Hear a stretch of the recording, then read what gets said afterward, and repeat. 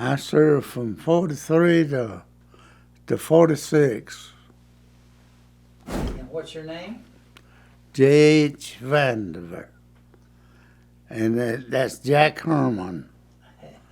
And a lot of people call me Jay. And so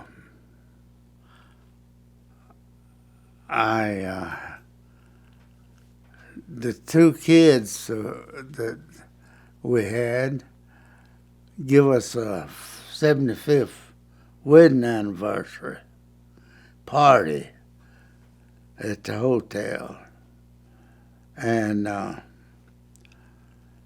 didn't none of them know that I'd ever been in the Army.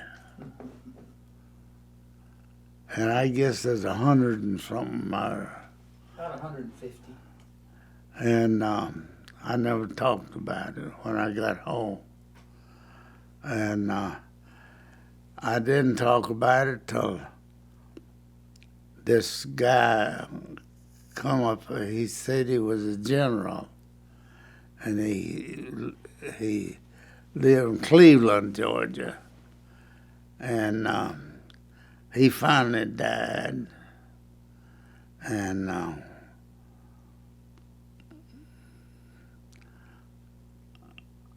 that's when he told some things about Dachau prison that just didn't jive. And I was there, and I knew it didn't jive, but I didn't tell him. I just let him jive all he wanted to. And then I started telling him what I knew, and that was mighty little. But I had the prisoners, and that was the oldest prison camp that was in Georgia. I mean, in Germany. And so, and these old people look like skeletons would stand up and try to salute you and all this, and it just tears you out of your frame.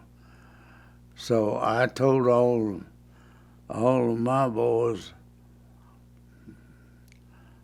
to give them all they had to eat, and all we had was C rations and K rations, and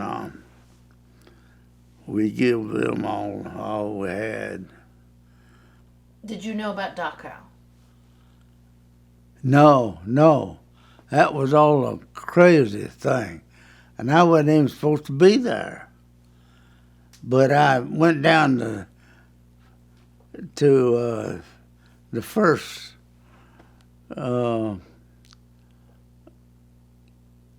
and I was with them, and I heard they was going into something they didn't know nothing about. So I decided I'd go with them, you know, like a crazy kid. And there I was in the middle of it. Where did you land in Europe? You started in Europe? Started in Europe. Where did you In land? France. And I went out of France into Germany, I reckon. So you were in D-Day, Dad. He landed on the beaches in D-Day's second wave. Well, I don't know whether it was second or third or fourth row. But anyhow, we was let out with them things out in the water on account of there's so many ships blowed up in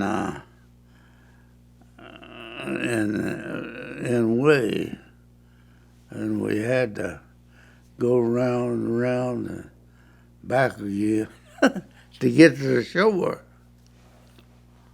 What did the shore look like? What did the beaches look like? Can you describe it? Oh, beaches beat up, and the shells was falling. But the shell wasn't falling when I went on the beach. But there's holes all over the beach where they killed Americans. A lot of the Americans got killed going in D-Day. And I figured I never did like the general because I thought he put the men up there in danger of being killed. And I didn't go to sleep for 24 hours.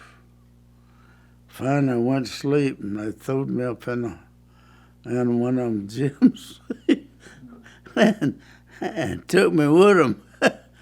When I woke up way on up the road. Hey, Lord. Were you afraid? Were you scared? Huh? Were you afraid? I was afraid all the time. But then I got where I could go to sleep, and the shells are popping and everything else. What did you do with the fear? What did you do daily with the fear? Every day that you were there, what did you do with it? I tell you, there wasn't much you could do with it. You just feared. I remember getting up in a field, and all the old, it rained, and they tried to run down in the field to get by, and our trucks just sunk up down there, and we had to pull them out with the cables, and we had to string cables, and that was during the crossing of the river there, Nuremberg.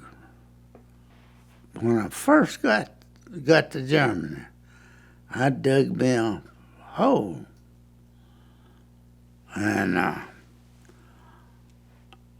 kid right behind me dug him a hole, and I never did know his name. And that night, the Germans come up and throwed hand grenades, and one of them went in his hole, and it had to come over me. So I figured that something was was happening, and kill that boy. And so I didn't know nothing about it. They jarred me, and when it went off, but I just thought it was something come close, and so when they come down, they had these little lights that turn on that didn't shine out, and they focused right in on there, and I turned around and asked them, what's the matter? And they said, they threw the hand grenade and they killed this boy. I never did know his name or nothing. But Lord, how much. Yeah. It was terrible. Yeah, and I'll tell you, I know, but it's important that our kids and our grandkids know what happened, and they know the history, so they can try really hard to not let it happen again. Amen. And so we share your story. We honor you, whether you want it or not. We're going to honor you, but we also want we want people to know what the price was for what you did and why we're here and how important it is to thank anyone who helps like that. And if we honor you, we're also honoring that boy in the foxhole. That's right, he was the hero. We're honoring him through you. We will hand you the honor and you receive it and share it with him. And I know he's not alive, but you represent all of the boys that didn't come home. And you give all of us a chance Oh, I'll tell to you, say thank you. they filled up the cemeteries over there. Well, they moved us out and moved us on down into Austria. And we thought Hitler went to Austria because he was an Austrian and he wasn't a German. And we was in Austria, way down in Austria, when the war was over. And I was in the 42nd Rainbow Division, a whole outfit. And when I come back home, my colonel was an inspector for General Motors, and he got me to come to Ohio and work. And as Ohio, Akron was the greatest truck there was on account of all the tires that they made, rubber. And so I went up there and stayed up there a year, and that boy took asthma. And the doctor told me, said, you better get him out of Akron. All that old smoke. And so I went back to Georgia. If there's anything you would say to a classroom of high school kids about what you've learned in your 98 years? There ain't nothing you can say without you in it. You know, I can't explain how dangerous. We just walked into it anyway. Because danger is danger.